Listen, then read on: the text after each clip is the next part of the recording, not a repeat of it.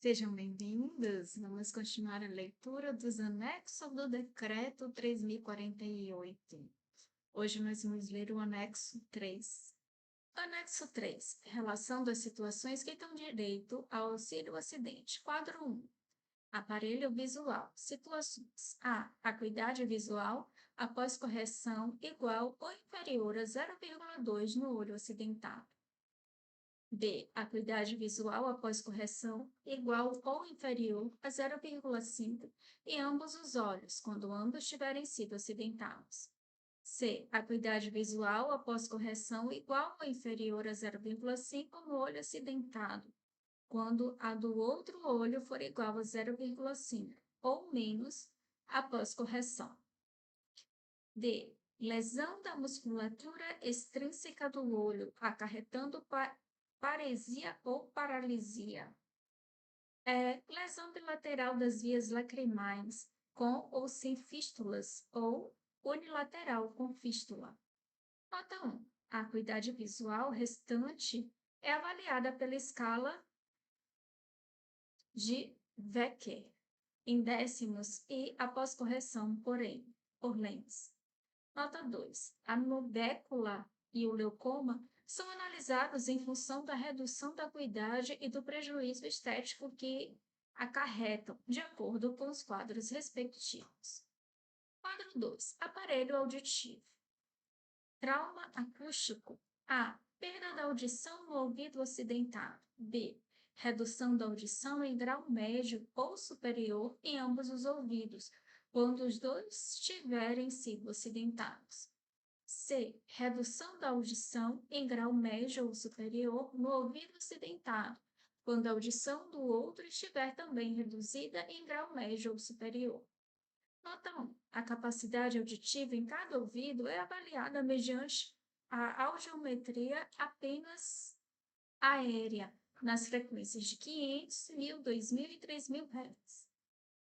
Nota 2. A redução da audição em cada ouvido é avaliada pela média aritmética dos valores, em decibéis, encontrados nas frequências de 500, 1000, 2000 e 3000 Hz, segundo a adaptação da classificação de Davis e Silberman, 1970.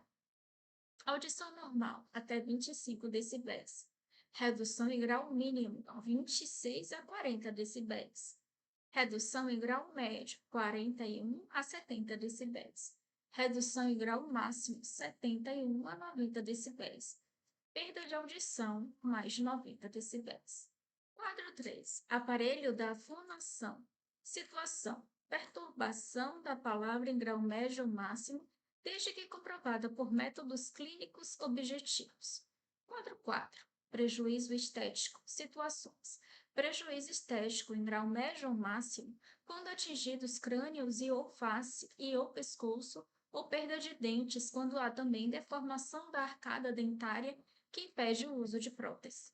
Nota 1. Só é considerada como prejuízo estético a lesão que determina apreciável modificação estética do segmento corpóreo atingido, acarretando um aspecto desagradável, tendo-se em conta sexo, idade e profissão do acidentado.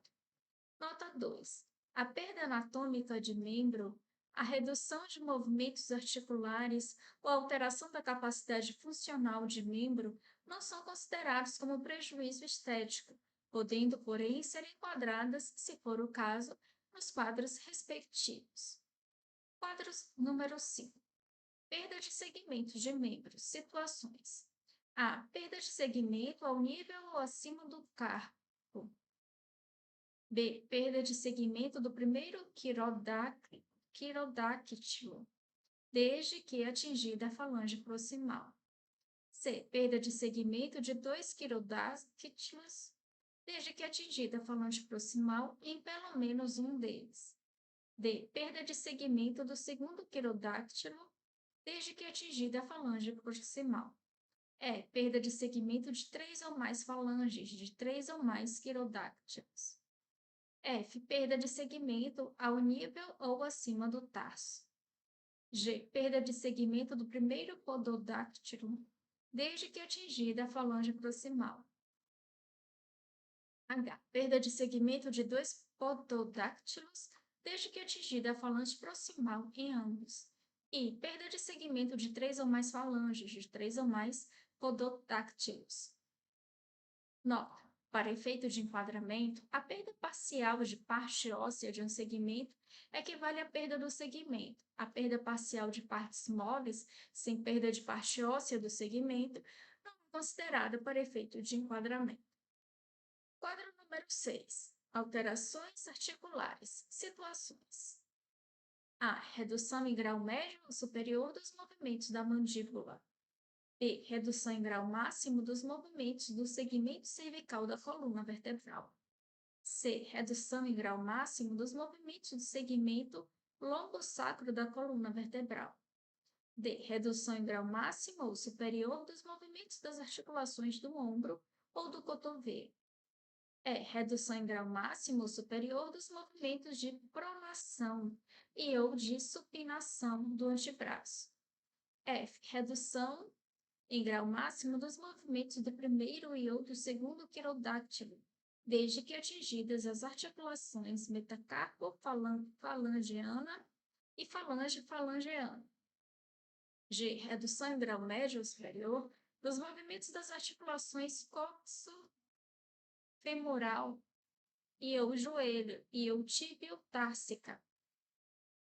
Nota 1. Os graus de redução de movimentos articulares referidos neste quadro são avaliados de acordo com os seguintes critérios. Grau máximo, redução acima de 2/3 da amplitude normal do movimento da articulação. Grau médio, redução de mais de 1/3 e até 2/3 da amplitude normal do movimento da articulação.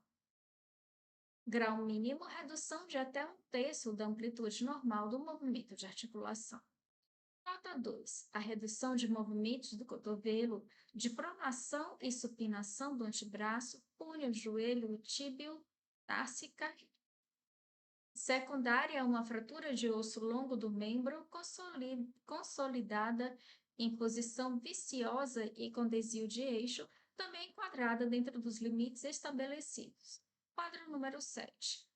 Encurtamento de membro inferior. Situação: encurtamento de mais de 4 centímetros. Nota: a preexistência de lesão de bacia deve ser considerada quando da avaliação do encurtamento.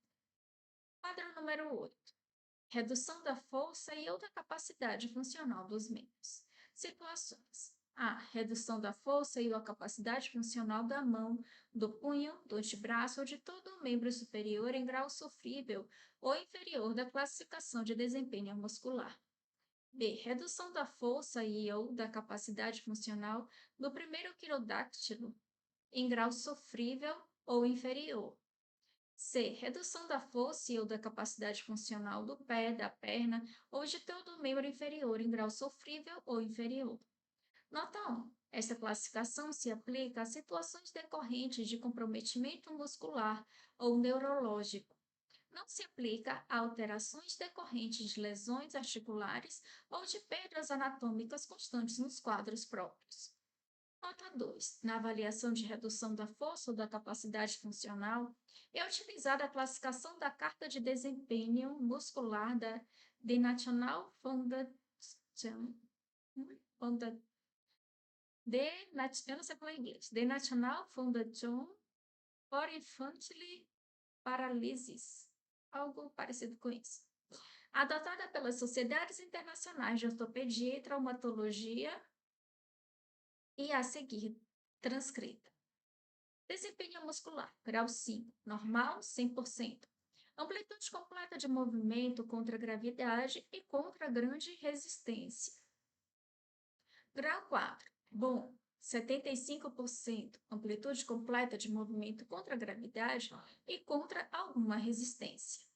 Grau 3, sofrível, 50%. Amplitude completa de movimento contra a gravidade, sem opor resistência. Grau 2, pobre, 25%. Amplitude completa de movimento quando eliminada a gravidade. Grau 1, traços, 10%. Evidência de leve contração, nenhum movimento articular. Grau 0, 0%. Nenhuma evidência de contração. Grau E ou EG, 0%. Espasmos ou espasmos graves. Grau C ou CG, contratura ou contratura grave. Nota: o enquadramento dos casos de grau sofrido inferior abrange, na prática, os casos de redução em que há impossibilidade de movimento contra alguma força de resistência, além da força da gravidade. Quadro 9. Outros aparelhos e sistemas. Situações: a segmentectomia pulmonar, que acarrete a redução em grau médio ou superior da capacidade funcional respiratória devidamente correlacionada à sua atividade laborativa. B. A perda do segmento do aparelho digestivo, cuja localização ou extensão traz repercussão sobre a nutrição e o estado geral. Doenças profissionais e as do trabalho. As doenças profissionais e as do trabalho, que após consolidações das leis resultam em sequelas permanentes com redução da capacidade de trabalho, deverão ser enquadradas conforme o artigo 104 deste regulamento. Por hoje é só. Bons estudos e até o próximo vídeo.